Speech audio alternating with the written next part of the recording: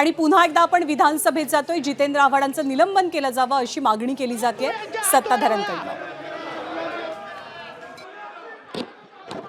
एक लक्षात घ्या, या सभागृहात एखाद्या विषयावरती मी निर्देश दिल्यानंतर त्या निर्देशाचं पालन झाल्यानंतर त्यांनी दिलगिरी व्यक्त केलेली आहे, त्यांनी सभागृहाची माफी मागितलेली आहे, त्यांनी म्हटलेलं जे आहे ते मी रेकॉर्डवरनं काढून टाकलेलं आहे।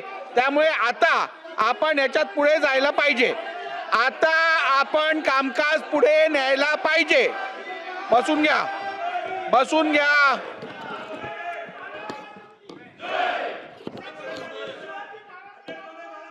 बोला। अध्यक्ष महोदय, हा महाराष्ट्राचा सर्वोच्च सभागृह आहे।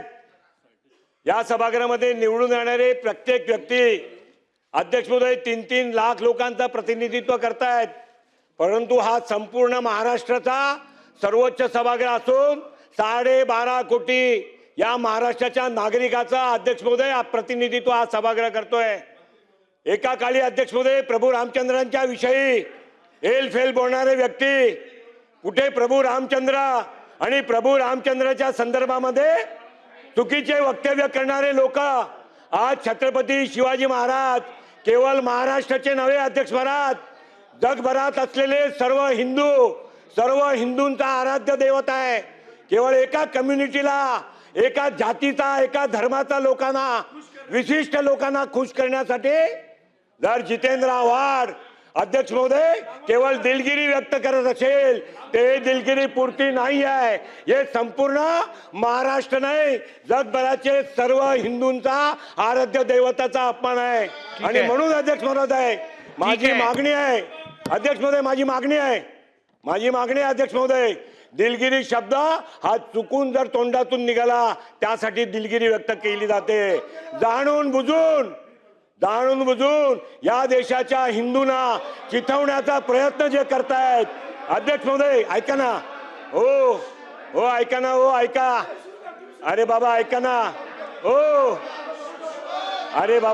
त्यांना। ठीक आहे, बसून घ्या अध्यक्ष महोदय, बस चला आता बसून घ्या। एक मिनिट ऐका, जाणून बुजून या देशाच्या, एक मिनिट ऐका अरे बाबा हे नाही असं नाही होत ना।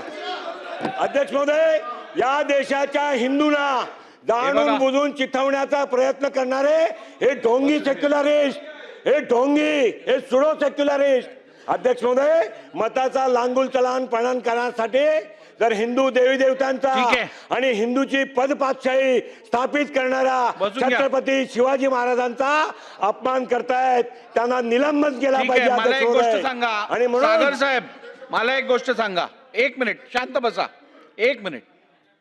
त्यांच्याकडनं चुकीचं विधान झालं तर सभागृहामध्ये गदारोळ सुरू आहे। छत्रपती शिवाजी महाराजांविषयी जितेंद्र आव्हाडांनी काढलेले उद्गार, त्याबद्दल त्यांनी दिलगिरी व्यक्त केली, पण त्यांचं निलंबन केलं जावं अशी मागणी सत्ताधाऱ्यांनी लावून धरलेली आहे। एबीपी माझा, उघडा डोळे बघा नीट।